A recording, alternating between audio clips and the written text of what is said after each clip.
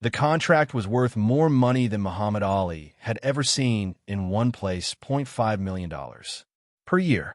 For 10 years, $50 million total. All he had to do was show up. It was February 1975. Ali sat in a corner office on the top floor of the Sahara Casino in Las Vegas. Floor-to-ceiling windows overlooked the Strip. Neon lights blazing even at 2 p.m. Below, thousands of people gambling, drinking, losing money they couldn't afford to lose. And up here in this room, 10 men in expensive suits wanted to make Muhammad Ali rich, the richest athlete in history. Sal Marchetti sat across from him. Casino owner, 60 years old, slick back hair, gold rings on every finger. The kind of man who smiled with his mouth, but not his eyes. Muhammad, Sal said, spreading his hands like he was dealing cards, this is the easiest money you'll ever make. You come to Vegas 4 times a year. After your big fights, you walk through the casino, shake some hands, take some pictures. 2 hours of your time.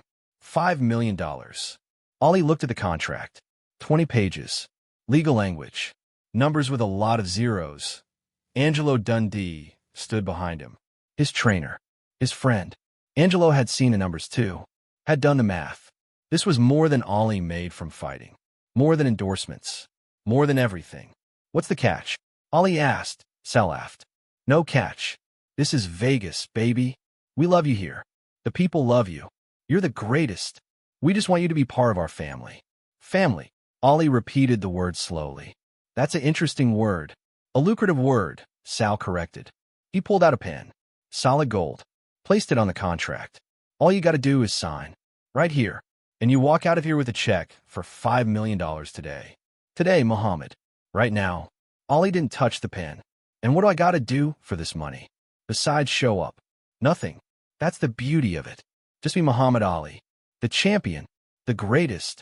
Sal's smile got wider. Be the face of Vegas. Our ambassador. Your ambassador. Ali looked out the window. At the casinos. At the lights. At the money flowing through this city like water. And I can say whatever I want? Talk about whatever I want. Sal's smile flickered. Just for a second. Well, you know, we prefer you keep things light. Fun. This is entertainment. People come to Vegas to forget their problems, not think about what. The room went quiet. Sal glanced at the other men. Suits. Lawyers. Accountants. Silent partners who stayed silent. Muhammad, Sal said carefully, we just think it's better if you keep the religious stuff separate. You know, business is business. Faith is faith. No need to mix them. Ali leaned back in his chair. Religious stuff. Yeah, you know, the Muslim thing, the name change, Sal waved his hand. All that. It's fine. We respect it. But our customers, they come here to gamble, to have fun. They don't want to hear about Islam, about politics, Sal corrected quickly, about controversy. We want happy Muhammad, smiling Muhammad, the Muhammad who floats like a butterfly. Ali looked at Angelo. His trainer's face was carefully neutral, not pushing, not stopping, just watching. Let me make sure I understand. Ali said slowly. You want to pay me $5 million a year to walk through your casino. Smile. Take pictures. But not talk about my faith. Not talk about Islam. Not talk about why I changed my name. Not talk about who I really am. We're not asking you to hide, Sal said. We're just asking you to be professional. Keep it business. That's all. Ali picked up the contract. Started reading. Really reading. Not just the money parts. The other parts. The fine print that on page 7. He found it. Contractor agrees to refrain from political, religious, or controversial statements during promotional appearances. Contractor agrees to present a family-friendly, apolitical public image consistent with the casino's brand values. Ali read it 3 times. Then he looked up at Sal. This says I can't talk about Islam. It says you keep religion separate from business, Sal corrected. Very standard. Very normal. For who? For everyone. This is how contracts work. Ali set the contract down. Let me tell you how my life works. I was born Cassius Clay. Ali began. In Louisville, Kentucky. Segregated city. Couldn't eat at most restaurants. Couldn't use most bathrooms. Couldn't walk through most neighborhoods without someone calling me something I won't repeat. The men in suits shifted uncomfortably. I started boxing when I was 12. Ollie continued. Won the Olympics when I was 18. Gold medal. Representing America. Came home thinking things would be different. Thinking that medal meant something. He paused, remembering. I walked into a whites-only restaurant wearing that medal. They threw me out. Like I was garbage. Like that medal was worthless. Like I was worthless. Sal opened his mouth to speak. Ollie raised his hand. I'm not finished. So I turned professional. Started winning. Started making money. Started getting famous. And you know what? Nothing changed. I was rich. I was famous.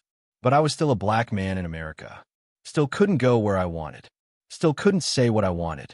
Still had to smile and shuffle and be grateful. Ollie's voice got quieter, more intense. Then I met Malcolm X. And he taught me something. He taught me that I don't gotta accept that. That I don't gotta be grateful for crumbs. That I got a right to be proud of who I am. Where I come from. What I believe. That's great, Sal interjected. We respect that. But I'm still not finished. Ollie's eyes locked on his Sal's. Malcolm taught me that my name meant something. That Cassius Clay was a slave name, given to my ancestors by the people who owned them. And I didn't want to carry that name no more. So I changed it to Muhammad Ali, a Muslim name, a free name, my name. The room was silent. And when I did that, Ollie continued, I lost everything. Endorsements, sponsors, money. White America turned on me, said I was ungrateful, said I was dangerous, said I was un-American. Times have changed, Sal offered. People understand now. Do they? Ollie picked up the contract, held it up. Because this contract, this $50 million contract, says I still gotta hide who I am. Still gotta pretend Islam ain't important. Still gotta be the Muhammad Ali that makes white people comfortable. That's not what we're saying. That's exactly what you're saying. Ollie's voice was calm but firm. You want Muhammad Ali the boxer, the entertainer, the smile. But you don't want Muhammad Ali the Muslim, the activist, the man who refused to go to Vietnam, the man who said no Viet Cong ever call me nigger. Sal's face went red. We can't have you saying things like that in our casino. Why not? Because it's controversial. Because it's political. Because it's true. Ollie finished. Because it makes people uncomfortable. Because it reminds them that I'm more than a dancing monkey here to entertain them. Muhammad, you're being unreasonable. No. Ollie stood up. I'm being real. And y'all don't want real. You want a product. You want a version of me that's been cleaned up and packaged and stripped of everything that makes me who I am. Angelo touched Ollie's arm gently. Champ, maybe we should take a break. Think about this. Ollie looked at his trainer, his friend, the man who'd been in his corner for every fight. Angelo, how much money I made from fighting Frazier? $2.5 million. And how much I got left after taxes, expenses, everyone taking their piece. Angelo's face was sad. Not as much as you should. How much? Maybe 400,000. Ollie turned back to Sal. So I'm broke. Or close to it. Got a family to feed. Got bills to pay. Got people depending on me. And you're offering me $50 million. More money than I could make in 20 fights. Sal's smile returned. Exactly. So let's stop being stubborn and, but here's what you don't understand. Ollie interrupted. I didn't refuse to go to Vietnam for money. I refused because it was wrong. I didn't change my name for money. I changed it because it was right. I didn't become Muslim for money. I became Muslim because I found truth. He picked up the gold pen, held it, felt its weight, and all those decisions cost me. Cost me millions. Cost me 3 years of my prime. Cost me fights I'll never get back. Time I'll never get back. Money I'll never see. Ollie set the pen down. So what makes you think I'd sell all that now? For money? For $50 million? For any amount. Sal stood up. Angry now. You're making a mistake. This is generational wealth. This is your family's future. This is a trap, Ollie said calmly. Wrapped in money. Disguised as opportunity. But it's still a trap. How is $50 million a trap? Because it requires me to be silent. To be small. To pretend the most important part of me don't exist. Ollie walked to the window. Looked out at Vegas. At the lights. At the illusion. You see all those people down there? Gambling. Losing. chasing money they'll never catch. What about them? They're doing exactly what you want me to do. Trading something valuable for something worthless. Trading their dignity for a chance at money. Trading who they are for who they think they need to be. Ollie turned back to face the room. I spent my whole life fighting that. Fighting the idea that I gotta change to be accepted, that I gotta hide to be loved, that I gotta compromise to be rewarded. But this is business, Sal protested. This isn't personal. Everything is personal when you're Muhammad Ali. When you're a black Muslim in America. When every decision you make is scrutinized. When people are watching to see if you'll sell out. If success will make you forget where you came from. Ollie walked to the table, picked up the contract. All 20 pages. You know what this contract tells me? It tells me that even now, even after everything I've accomplished, white America still wants me to shut up. Still want me to be grateful. Still wants me to pretend that being Muhammad Ali the Muslim is separate from being Muhammad Ali the fighter. He held the contract up, but I can't separate those things. Won't separate them, because my faith is why I fight. My faith is why I change my name. My faith is why I refuse Vietnam.